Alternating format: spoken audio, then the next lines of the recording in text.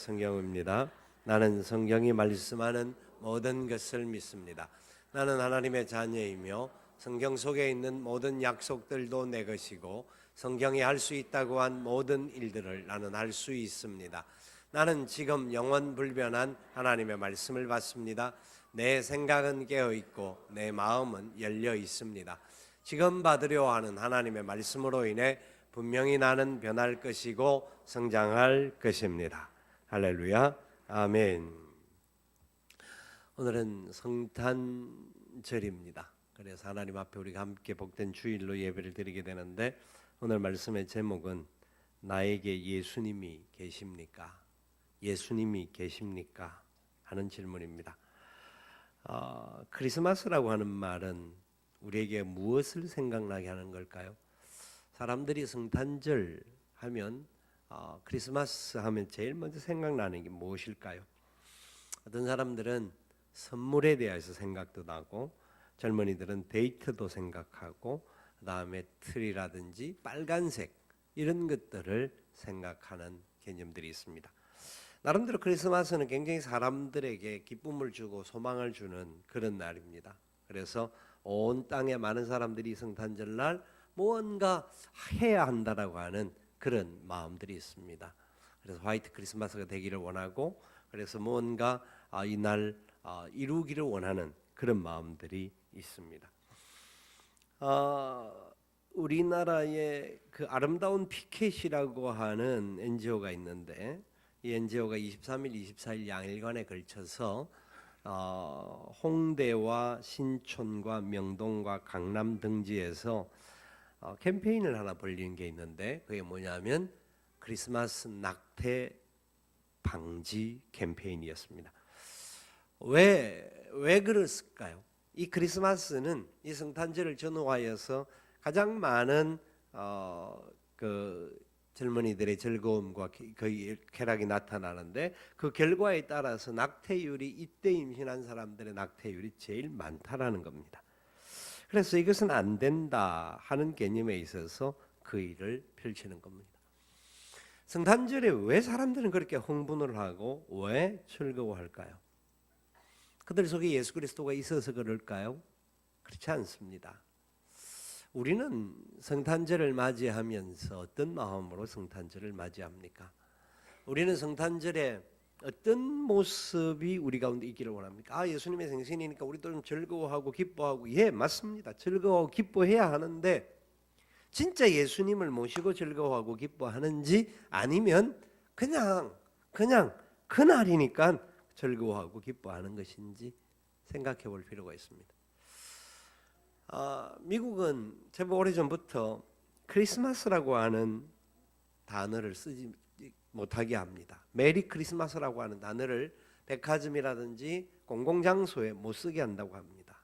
이유인즉 크리스마스라고 하는 말 자체가 그리스도를 예배하는 그런 것을 말합니다. 크라이스트와 마스라고 하는 것이 합쳐져서 그리스도를 예배하는, 즐겁게 그리스도를 예배하는, 그리스도를 예배함으로 즐거움을 갖는, 이게 메리 크리스마스라는 의미 안에 담겨 있는데, 우리는 예수를 예배하는 사람도 아니고 우리는 다른 종교를 믿는 사람인데 왜 이 사람들 모두가 메리 크리스마스라는 말을 봐야 되느냐? 볼 수가 없다 하는 것 때문에 메리 크리스마스라는 단어를 쓰지 않고 해피 할리데이라는 단어를 쓴다고 합니다. 굉장히 의미가 이제 전도가 되어지는 과정이죠. 아마 어느 날 우리나라에서도 크리스마스라고 하는 단어를 메리 크리스마스, 자기들끼리 교회 안에서는 할지는 몰라도, 가족끼리는 할지는 몰라도 바깥에서는 하지 못하게끔 하는 날이 오지 않을까 생각해 봅니다.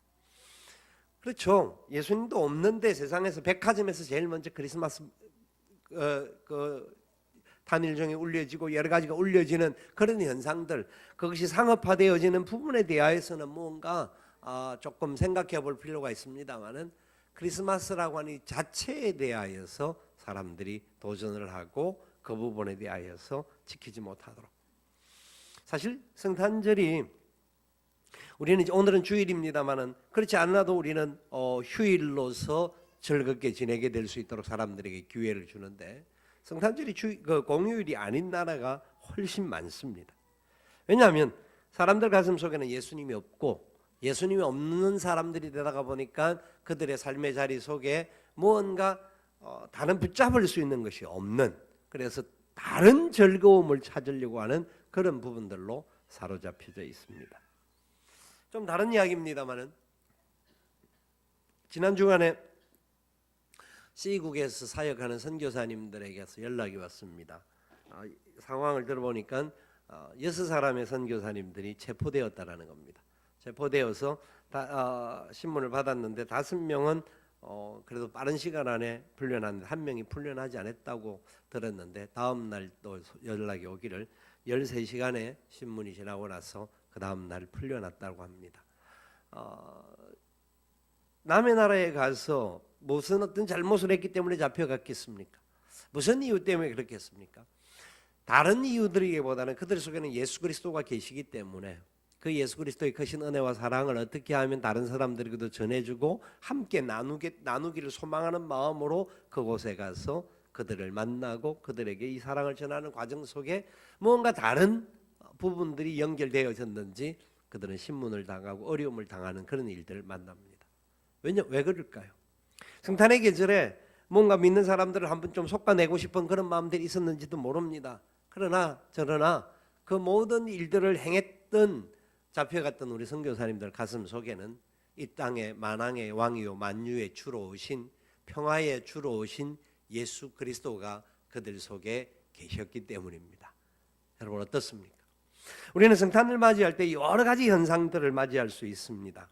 그런데 우리 안에 예수님이 진짜 계신지 아니 계신지를 한 번쯤은 물어보고 지나갈 필요가 있지 않겠나라는 겁니다. 오늘이 읽었던 본문은 누가복음 2장에서는 예수님에 대해서 이렇게 설명합니다. 다윗의 동네에 너희를 위하여 구주가 나셨으니, 구주라고 하는 것은 메시아라고 말할 수 있고 구주라는 것은 구세주라고 말할 수 있습니다. 우리를 대신하여 죽어주실 종으로 오셨다라는 설명이기도 합니다. 그런데 그분이 누구냐? 곧 그리스도 주시니라. 그분은 그리스도 하나님이 보내신 주라는 겁니다. 우리의 주인이시라는 겁니다. 예수님은 이 땅에 구세주와 주인으로 우리 가운데 오신 분입니다. 오셔서 고통과 갈등과 염려와 번민과 아픔과 상처 속에 있는 영혼들에게 참된 위로와 소망을 주고 새로운 생명을 허락하여 주시고 그들에게 참된 평화를 주시기 위하여서 우리 가운데 오신 구주 되시고 주 되신다라는 겁니다. 믿으시기 바랍니다. 믿으셔야 합니다. 그 사실을 우리는 분명히 아셔야 합니다. 아니 알고 있다고 생각합니다. 그러나 우리의 마음속에 예수님이 구주가 되시고 주가 되셔야 합니다. 그분이 계시는 곳에 참된 은혜의 역사가 나타나고 소망과 기쁨이 일어난다는 겁니다.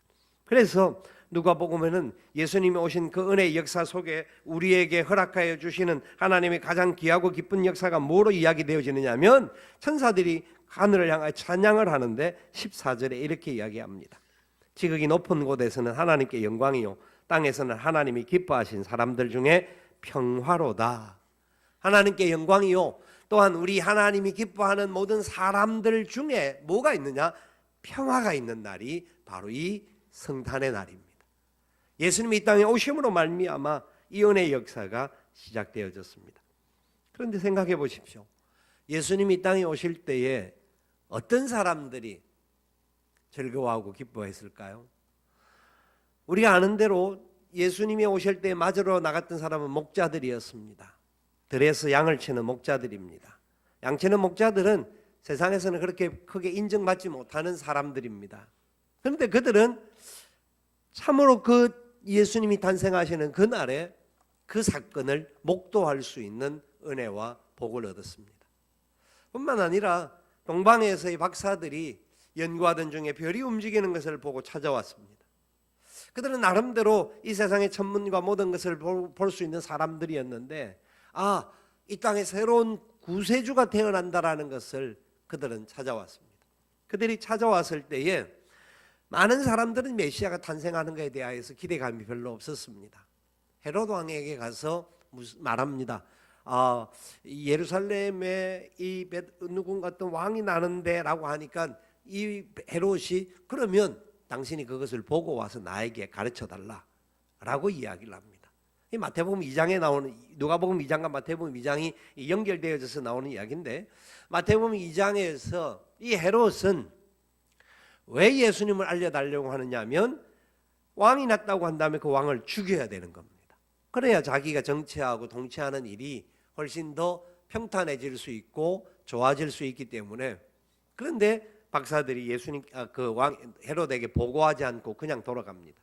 그러니까 그 돌아가는 그것을 보고 이 헤롯이 태어난 아이들이 이만큼 이하는 되겠다 해서 2살 미만의 아이들을 다 죽이는 안타까운 역사가 일어납니다. 이것이 예수님의 탄생했던 사건 속에 일어났던 배후의 이야기입니다. 예수님이 이 땅에 오실 때에 많은 사람들이 환영하지 않았습니다. 예수님을 환영한 사람들은 소수의 사람들이었고 소외되고 연약한 사람들, 그리고 세상에 이름나지 못했던 그런 사람들이 예수님을 환영했습니다. 그분을 맞이하러 나갔고 그분을 맞이함으로 인하여서 그들에게는 참된 평화와 기쁨이 있었습니다.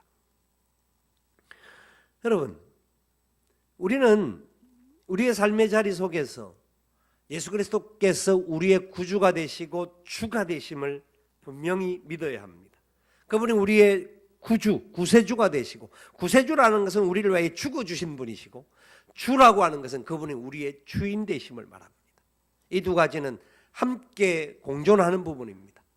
그래서 우리는 그 두 사실을 정확하게 알아야 되고, 그래서 그분을 우리의 삶의 자리 중심에서 자리를 잡고 나갈 수 있도록 해야 합니다. 그런데 이 성탄절을 맞이하는 우리들의 모습은 혹시 오늘 본문 읽었던 마태복음 21장에 있는 사람들과는 다를까, 혹시 비슷할까? 저 스스로에게도 질문을 해보면서 말씀을 준비했습니다. 마태복음 21장은 무슨 내용이냐면 오늘 읽었던 본문은 성전 청결 사건의 이야기입니다.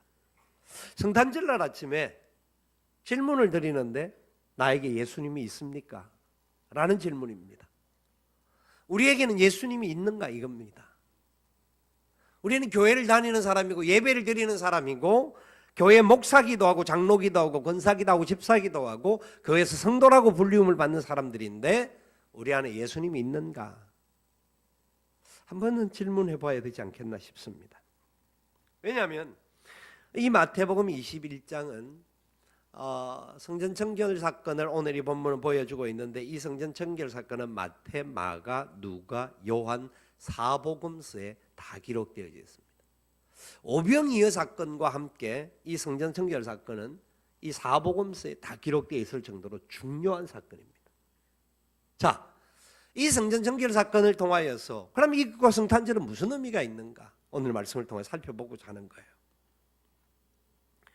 우리가 살아가는 삶의 자리 속에서 우리는 예수님이 우리의 구주와 주로서 자리를 잡고 있는지를 질문해 보아야 합니다.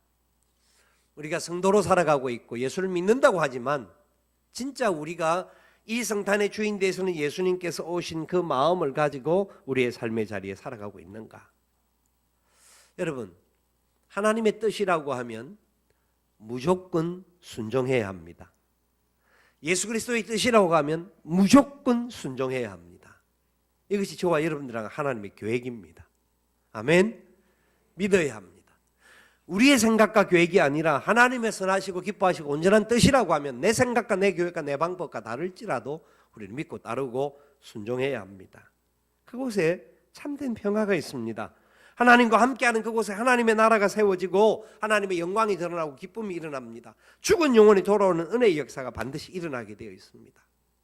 주님의 뜻대로 살아가는 하나님의 백성이 되어야 되는데, 우리는 우리의 삶의 자리의 모든 구조 속에서 하나님의 뜻을 찾고 주님이 뭐라고 말씀하는지를 질문하지 못하고 어떤 장소나 어떤 사람에게 초점을 맞출 때가 많습니다.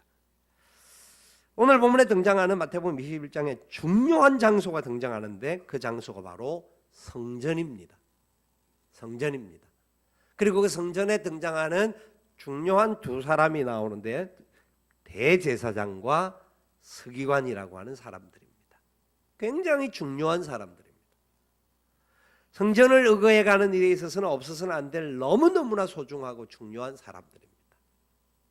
이 사람들이 성전에 있는데 어떤 모습을 보이느냐 이겁니다.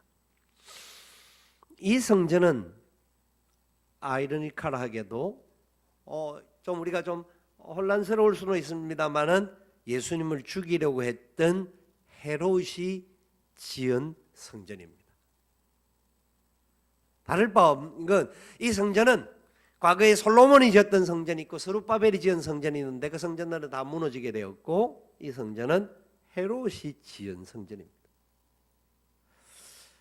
그러나 헤롯이었다고 할지라도 그곳에 하나님의 임재가 있고 하나님이 함께 하시고 예수 그리스도의 은혜의 역사가 있다고 한다면 그것은 하나님이 기뻐하는 장소에 있을 겁니다. 그런데 성전의 건물은 지어졌지만 그 성전 안에 하나님의 역사와 하나님의 뜻이 나타나지 않고 예수 그리스도가 누군지를 정확하게 알지 못하는 그런 장소로 전락하고 말았습니다. 그 장소에 가서 예수님께서 성전 청결 작업을 하신 겁니다. 내 집은 이 집은 하나님의 집인데 하나님의 집은 하나님 앞에 기도하는 집이다. 이 하나님의 집을 강도의 소굴로 만들지 말라 하고 이야기합니다. 헤롯이 지었던 성전이라서 그런 것일까요? 아닙니다.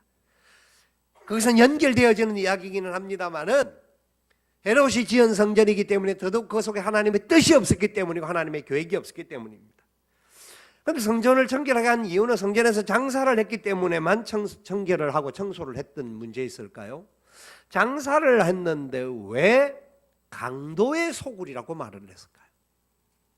장사치의 장소로 만들지 말라 이렇게 말하지 않고 강도의 소굴이라고 했습니다. 왜 그랬을까요? 그 당시에 예배를 드리러 오는 사람들은 성전에 올 때 또 성전세를 바쳐야 하고 이런 것 때문에 동전을 바꾸어야 하는 환전상이 필요로 했습니다. 바깥에서 바꾸다 보니까 복잡하니까 아마 편리를 위해서 그랬는지 성전 안에서 이 동전을 바꾸는 사람, 이방인의 뜰이 성전 안이라 할지라도 다 안이 아니라 저 한 끝에 이방인의 뜰에서 동전을 바꾸는 일들이 있습니다. 왜냐하면 그 당시 자기들이 사용하는 돈으로 성전에 들이지 않고 성전에서 사용할 수 있는 동전이 따로 있었습니다. 그래서 그것을 바꾸어야 했습니다. 뿐만 아니라 하나님 앞에 예물을 드리려고 나오는 사람들이 제물을 드려야 되는데 비둘기도 드리고 양도 드리고 많은 것을 드리는데 그런 것을 드리려고 하는데 하나님 앞에 드리는 제물의 특징은 어떻게 돼야 됩니까? 흠이 없는 것이 돼야 됩니다. 흠이 없고 문제가 없어야 됩니다. 그런데 자기 집에서 가지고 오려고 하다 보니까 흠도 생기고 문제가 생기는 거라서 아마 성전에서 그냥 일정한 어떤 사람을 두고 저 이방인의 뜰에서 이 짐승들도 팔 수 있도록 편리를 아마 봐준 일이 아니었겠나 싶습니다. 그런데 왜 강도의 소굴이라고 말을 하느냐면 그것을 파는 사람들이 독과점을 가지고 있기 때문에 자기들만이 그 물건을 파는 사람이니까 폭리를 남길 수가 있었습니다. 폭리를 남길 때에 제사장들이 그것을 허락해서 그렇게 하는 사람을 제거하고 그렇게 하지 못하도록 해야 되는데도 불구하고 그대로 방치했다고 하는 것은 제사장들과 장사하는 사람들이 결탁이 되어져서 거기에서 나오는 이익금을 분배했다라고 생각됩니다. 그것이 문헌들에도 나옵니다. 그러니까 제물을 바치러 오는 사람들에게 이 제물이 흠이 있다 없다라고 평가를 해주는 사람이 누구냐면 제사장입니다. 그러니까 자기들 집에서 가지고 온 것들은 무조건 흠이 있다라고 하니까 제물로 안 받아주니까 울며 겨자 먹기로 그곳에서 살 수밖에 없는데 그곳에서 사면 편리를 봐주고 잘하게 하기 위해서는 더 싸게 한다든지 아니면 최소한의 어떤 이윤을 남겨야 하는데 폭리를 남기는 그런 부분들은 성전을 가지고 장사하는 것이 아니라 장사뿐만 아니라 그는 완전히 강도짓을 하는 그런 행태였습니다. 성전의 의미는 성전에서 하나님의 진정한 은혜와 평화와 기쁨과 소망이 나타날 수 있는 장소가 되어야 되는데 성전이 다른 부분들로 전락이 되어졌습니다. 왜냐하면 그들 속에는 예수 그리스도 하나님이 없었기 때문입니다. 그 성전에도 하나님이 없었습니다. 뿐만 아니라 예수 그리스도를 대신하여 대제사장의 역할을 감당했던 그 시대의 지도자들에게도 예수님이 없었습니다. 그들에게는 하나님의 뜻이 없었습니다. 자기들 기준으로 어떤 기준을 세워서 의구해 나갑니다마는 그들이 예수님이 없는 존재가 되다 보니까 결국은 가서 헤롯과 마찬가지로 나중에 예수를 죽이는 일에 도장을 찍는 사람이 됩니다. 서기관들도 마찬가지입니다. 성전에서 가장 중요한 일을 하는 사람 중에 한 사람, 하나님 말씀을 기록하고 말씀을 기록한 말씀 가지고 사람들을 가르치는 사람들인데 그들이 그들의 삶의 사례 속에서 이 하나님의 뜻을 나타내기보다는 잘못된 것들로 인하여서 사람들을 방해하고 나중에 예수 그리스도를 향하여서 공격하고 성경을 잘못 해석해서 어렵게 만드는 그런 어리석은 일을 벌이는 안타까운 결과가 그들을 통하여 나타납니다. 성전 청결 작업은 그래서 예수님께서 행하십니다. 그래서 요한복음 2장에서 똑같이 이 성전 청결 작업 이야기가 나오는데 뭐라고 말하느냐 하면 예수님께서 이 성전을 허물라고 합니다. 내가 사흘 만에 짓겠다. 왜요? 바로 그 성전은 예수 그리스도의 몸을 말하는 것이었습니다. 참된 성전이신 예수 그리스도를 모르니까 성전의 건물을 가지고 있고 성전에 출입을 하고 성전에서 행동하고 활동하는 사람임에도 불구하고 참된 성전의 의미들을 제대로 알지 못하는 겁니다. 저는 이 말씀 속에 두려운 마음들과 여러 가지 안타까운 마음들을 갖게 합니다. 목사요, 장로요, 권사요, 집사요, 교회 성도라고 하는 우리들이 성전 안에 거하고 교회 안에 거하지만 하나님의 진정한 뜻과 은혜들을 정확하게 알지 못하고 말씀 속에 살아가야 할 삶의 원리들을 우리가 알지 못하게 될 때에 혹시 우리 안에 예수 그리스도가 계시지 않는 삶을 살고 있는 것은 아닌가? 그러면 예수 그리스도가 없는 사람들은 결국은 예수 그리스도를 죽이는 일에 앞장서는 일을 했습니다. 교회 안에 있지만 오히려 하나님의 뜻과 하나님의 영광을 드러내는 일보다는 방해하고 안타깝게 만드는 일들을 할 수 있는 존재가 될 수 있다라는 겁니다. 예수님이 오신 날 모든 사람들이 기뻐하지 않았습니다. 또한 헤롯은 예수님을 죽이려고까지 했던 겁니다. 지금 이 세상에 예수님이 주로 계시고 왕으로 계심에도 불구하고 세상의 모든 사람들은 예수 그리스도가 주요, 예수 그리스도가 구주가 된다라고 믿지를 않습니다. 아니, 교회를 다니고 있는 우리, 성탄절을 맞이하면서 예배를 드리는 우리들조차도 우리의 삶의 자리에 참으로 예수님이 주가 되시고 구세주가 되심을 온전히 믿지 못하는 그런 모습은 없는지 모릅니다.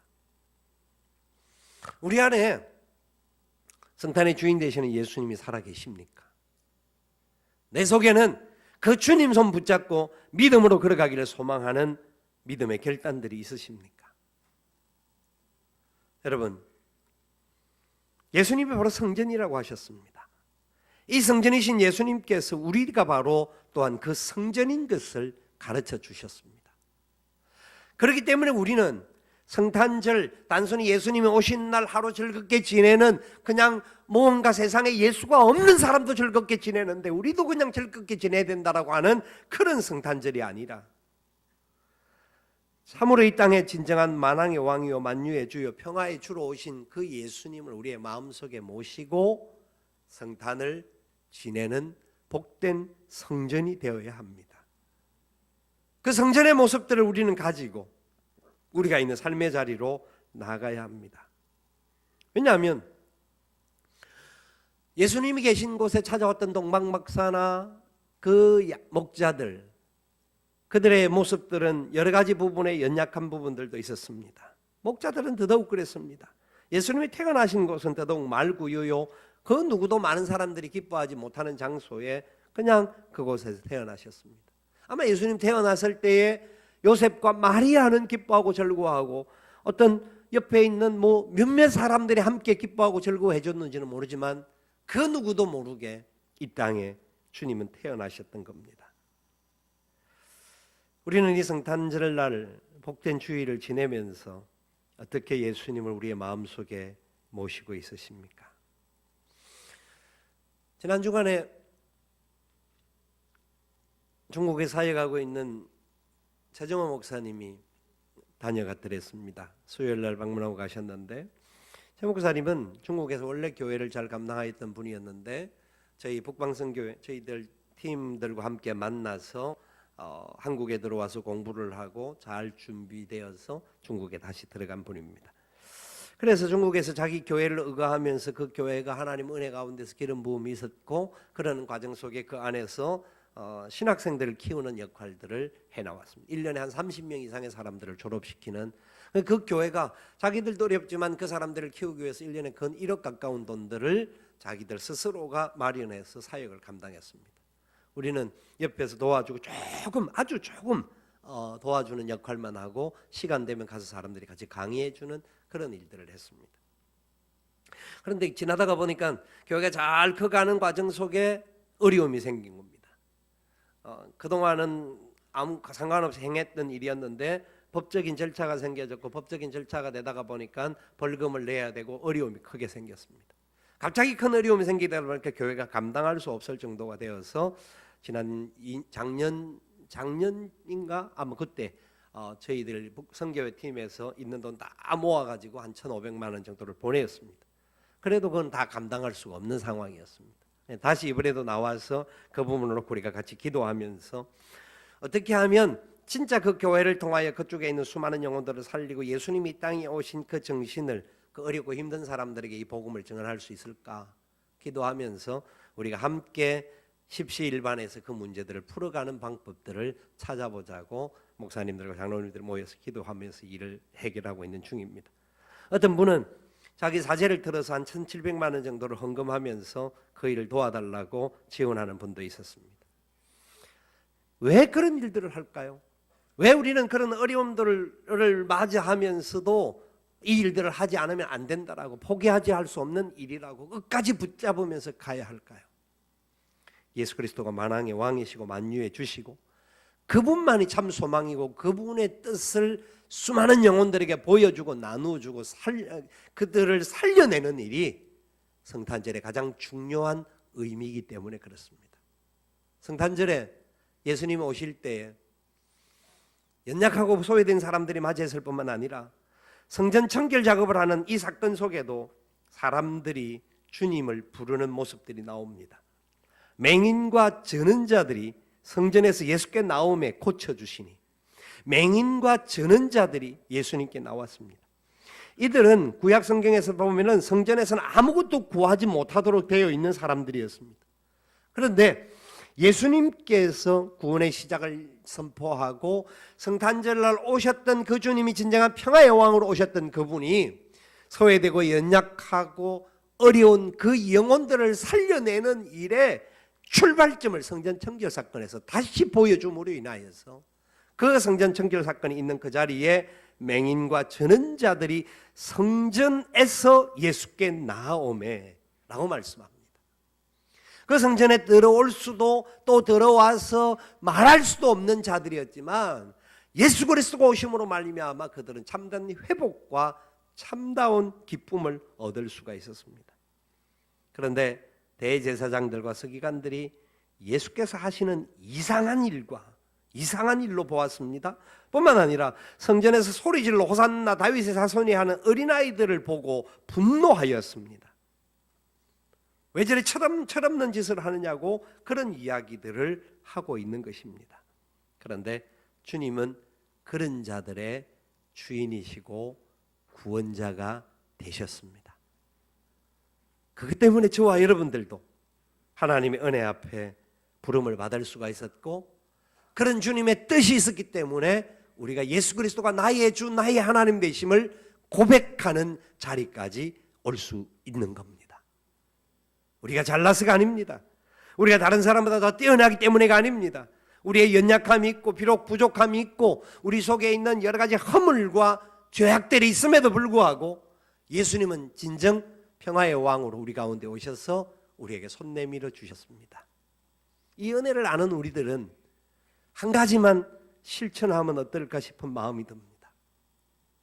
우리끼리만, 교회 안에서만 성탄절 즐거워하고 행복하는 시간으로 가지는 것을 끝날 것이 아니라 오늘부터 연말 가는 이 한 주간 사이에 내가 한 사람에게나마 예수님을 모르는 그 어떤 한 사람을 찾아가서, 아니 진짜 힘들고 어렵다고 생각하는 어떤 한 사람을 하나님 만나게 해주시고, 만나게 해주실 때 우리에게는 아주 작은 것일지라도 뭐 예수님을 모르는 사람도 좋고 또 알아도 상관없습니다.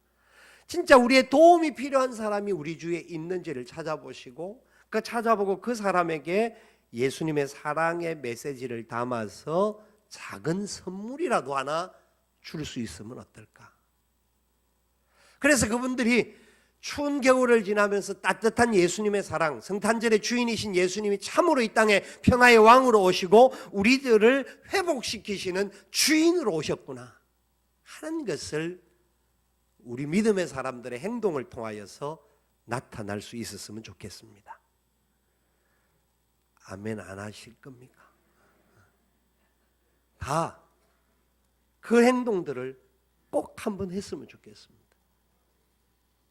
그래서 진짜 예수님이 우리의 마음속에 살아계신 것을, 그래서 예수님이 살아계신 예수님으로서 평화의 왕이시고 성탄절의 주인이고 그냥 단순히 즐겁고 행복한 주인이 아니라 진정한 참된 평화를 주시는 하나님이심을 내가 믿고 믿은 사람답게 이 사랑을 또 다른 사람들을 위하여서 나누어주는, 우리에게 주신 재물, 우리에게 주신 시간, 우리에게 주신 여러 가지 은사들은 하나님의 영광을 위해서 사용하라고 주신 겁니다. 믿음으로 그런 역사에 동참하는 우리 모두가 되셔서 복된 성탄을 보낼 수 있기를 살아계신 예수님의 이름으로 축원을 드립니다. 아멘. 이 시간 우리